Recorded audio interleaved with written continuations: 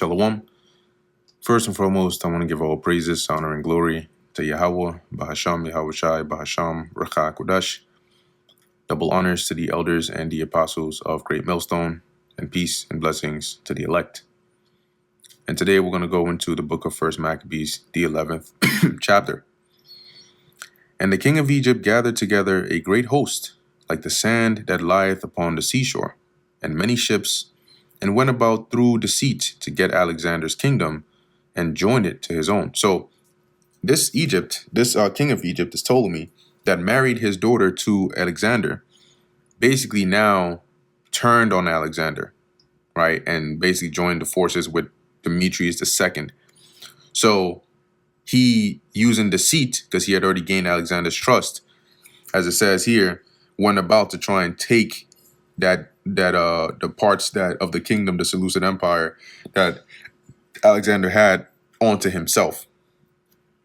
Whereupon he took his journey into Spain in peaceable manner, which in another translation it says Syria, which I think makes more sense here, because Spain, being the west side of the Mediterranean, would be under control of the Romans. Okay. So as they of the cities opened unto him and met him, for King Alexander had commanded them so to do, because he was his brother-in-law, which would be father-in-law, really, because he married his daughter to Alexander. So having that trust, the different strongholds, they would open unto him, as it says here. Now as Ptolemy entered into the cities, he set in every one of them a garrison of soldiers to keep it. So that was how he was basically stealing the cities that were under the control of Alexander. By going in there, they would let him in, then he would set up his garrison or his troops in there and take it over. And all the while not openly declaring war against Alexander. And when he came near to Azotus, they showed him the temple of Dagon that was burnt, and Azotus and the suburbs thereof that were destroyed, and the bodies that were cast abroad, and them that he had burned in the battle, for they had made heaps of them by the way where he should pass. So on his way there, he ends up seeing it. They told him, hey, this is what happened to the people, and so on and so forth.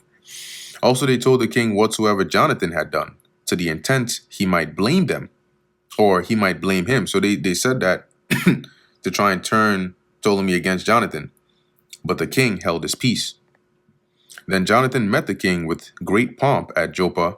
Now, in this sense, it's not like Jonathan was coming being prideful, but it's just the splendor in his his glory in which he met Ptolemy, where they saluted one another and lodged. Afterward, Jonathan, when he had gone with the king to the river called Eleutherus, returned again to Jerusalem. King Ptolemy, therefore, having gotten the dominion of the cities by the sea onto Seleucia upon the sea coast, so all those areas that Alexander had control of, he went up in there and started taking over. Once he got all that, he imagined wicked counsels against Alexander. Whereupon he sent ambassadors unto King Demetrius, saying, Come, let us make a league betwixt us, and I will give thee my daughter, whom Alexander hath, and thou shalt reign in thy father's kingdom. See, so he's like, look, I'm going to help you take your kingdom back from Alexander. I'm going to take my daughter from him and give him to you, and we'll have an alliance. For I repent that I gave my daughter unto him, for he sought to slay me, which wasn't the case. Thus did he slander him, because he was desirous of his kingdom. Wherefore he took his daughter from him and gave her to Demetrius, and forsook Alexander, so that their hatred was openly known. So at this point, it became like a public, they became public enemies. Then Ptolemy entered into Antioch, where he set 2 crowns upon his head, the crown of Asia and of Egypt, because he had now taken the kingdom of Alexander.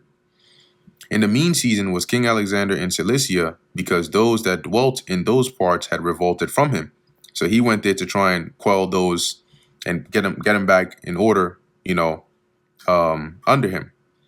But when Alexander heard of this, he came to war against Ptolemy, whereupon King Ptolemy brought forth his host and met him with a mighty power, and put him to flight, So he basically defeated him. So Alexander fled into Arabia, there to be defended, but King Ptolemy was exalted. For Zabdiel, the Arabian took off Alexander's head and sent it on to Ptolemy. So Alexander fled there thinking he could find refuge, but the the glory rather went to Ptolemy because, as it says here, Zabdiel the Arabian ended up killing Alexander, and sending it to Ptolemy. King Ptolemy also died the third day after, and they that were in the strongholds were slain one of another. So here it is. He did all that, and then 3 days later he dies. And all the men that he set in those cities that he went and stole from Alexander, the native inhabitants there, knowing Ptolemy was dead, ended up turning on those garrisons and killing them. By this means, Demetrius reigned in the 167th year. So this was the way in which the door was opened for him to come and take the throne. At the same time, Jonathan gathered together them that were in Judea to take the tower that was in Jerusalem, to take over that fortress. And he made many engines of war against it. Then came ungodly persons who hated their own people, which are wicked Israelites, went unto the king, and told him that Jonathan besieged the tower. Whereof when he heard, he was angry, and immediately removing, he came to Ptolemaeus, and wrote unto Jonathan that he should not lay siege to the tower, but come and speak with him at Ptolemaeus in great haste, immediately. Nevertheless, Jonathan, when he heard this, commanded to besiege it still. He said, keep the siege going. We're going to take over this tower. And he chose certain of the elders of Israel and the priests, and put himself in peril, and took silver and gold and raiment and divers presents besides, and went to Ptolemaeus unto the king, where he found favor in his sight. And though certain ungodly men of the people had made complaints against him, yet the king entreated him as his predecessors had done before, and promoted him in the sight of all his friends. So instead, the king actually, was favorable to Jonathan, and confirmed him in the high priesthood and in all the honors that he had before, and gave him preeminence among his chief friends. Then Jonathan desired the king that he would make Judea free from tribute, as also the 3 governments with the country of Samaria, and he promised him 300 talents. So he said, look, you rid us of that tribute that we have to pay. It's very taxing on us. And I'm going to give you 300 talents of, okay, it doesn't say what gold or silver here.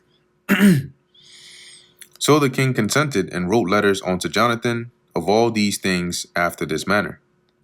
King Demetrius unto his brother Jonathan, and unto the nation of the Jews, sendeth greeting. We send you here a copy of the letter which we did write unto our cousin Lasthenes concerning you, that ye might see it. So he's like, this is a copy of a letter we wrote onto Lasthenes. So you understand what the status or the state or the status quo concerning you is. We are determined to do good to the people of the Jews who are our friends and keep covenants with us because of their goodwill toward us. Wherefore we have ratified unto them the borders of Judea with the 3 governments of Aparima and Lida and Ramathem, which when you look that in another translation, I think that's Ephraim, Lida, and I forget the name of the other location here. Let me look this up here. First Maccabees 11:34.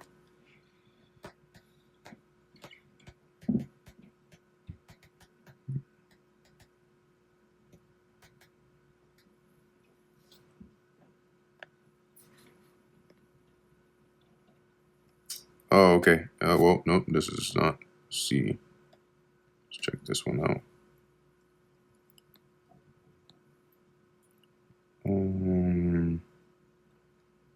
Arimathea. There you go. That's what it was. Arimathea. Yep. That are added onto Judea from the country of Samaria. So those governments were a part now of like Judea's jurisdiction, you could say. And all these things appertaining unto them, for all such as do sacrifice in Jerusalem, instead of the payments which the king received of them yearly aforetime out of the fruits of the earth and of trees. So they have been freed of that, so they didn't have to pay um, payments onto the king, right? That tribute that was taken off of them. And as for other things that belong unto us, of the tithes and customs pertaining unto us, as also the salt bits and the crown taxes which are due unto us, we discharge them of all of them of all their relief. So they don't have to pay taxes on any of those. And nothing hereof shall be revoked from this time forth forever. Now therefore see that thou make a copy of these things, and let it be delivered unto Jonathan, and set upon the holy mount in a conspicuous place, which is a prominent area, so everybody can see it and know. After this, when King Demetrius saw that the land was quiet before him, and that no resistance was made against him, he sent away all his forces, every one to his own place. So he basically disbanded his armies,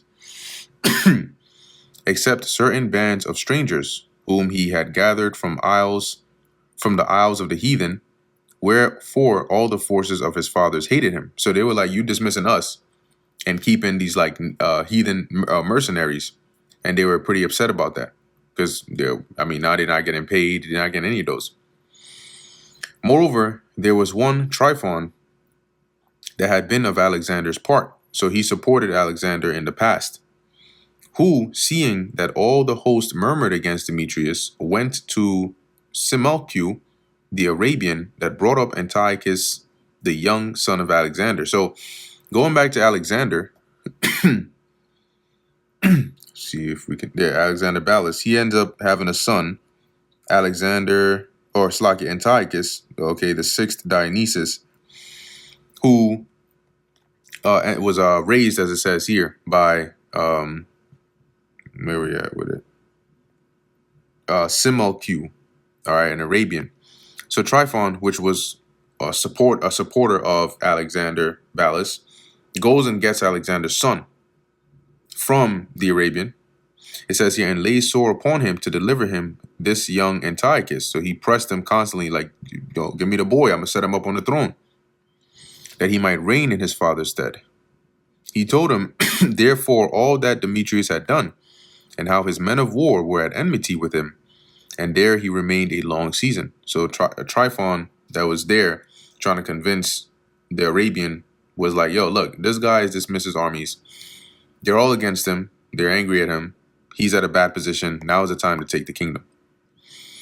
In the meantime, Jonathan sent unto King Demetrius that he would cast those of the tower out of Jerusalem, and those also in the fortresses, for they fought against Israel. So Demetrius sent unto Jonathan, saying, I will not only do this for thee and thy people, but I will greatly honor thee and thy nation if opportunity serves. So he spoke smooth things. He says, not only am I going to do this and help you, any other opportunity I get, I'm going to honor you and help you. Now therefore thou shalt do well if thou send me men to help me, for all my forces are gone from me. So he's saying, look, I need you to send me some soldiers, because I don't have all my soldiers. They left, and now they're getting pretty angry. Upon this, Jonathan sent him 3,000 strong men unto Antioch. And when they came to the king was very glad of their coming.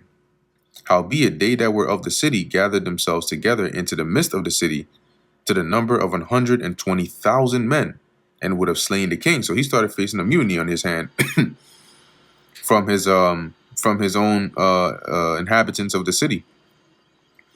Wherefore the king fled into the court, but they of the city kept the passages of the city and began to fight. So they basically started to run things over and started rioting. Then the king called to the Jews for help, who came unto him all at once, and dispersing themselves through the city, slew that day in the city to the number of 100,000. So you had Israelites, the ones that Jonathan sent, they went up in there and they just started going to work on those people. Also they set fire on the city and got many spoils that day and delivered the king. So when they of the city saw that the Jews had got the city as they would, their courage was abated. So now they became afraid, because they're like, shit, these Jews are no joke, man. Wherefore they made supplication to the king and cried. So they went to beg to the king, saying, "Grant us peace, and let the Jews cease from assaulting us and the city." So please tell them to stop. We're good. We're going to listen to what you're saying now. It's okay. No more rioting. With that, they cast away their weapons and made peace. And the Jews were honored in the sight of the king and in the sight of all that were in his realm. And they returned to Jerusalem, having great spoils. So King Demetrius sat on the throne of his kingdom, and the land was quiet before him. Nevertheless, he dissembled all that ever he spake, and estranged himself from Jonathan. So after he saw that he had peace, he basically went back on his word, and everything that he had said concerning the Jews and Jonathan, he went back on that and made himself, as it says, a stranger. Right? He started acting, more like an adversary, less of a ally. Neither rewarded he him according to the benefits which he had received of him, but troubled him very sore. So the things he wrote that he would, removing of the tax and all of those things, he didn't do it. Verse 54. After this returned Tryphon, and with him the young child Antiochus, who reigned and was crowned.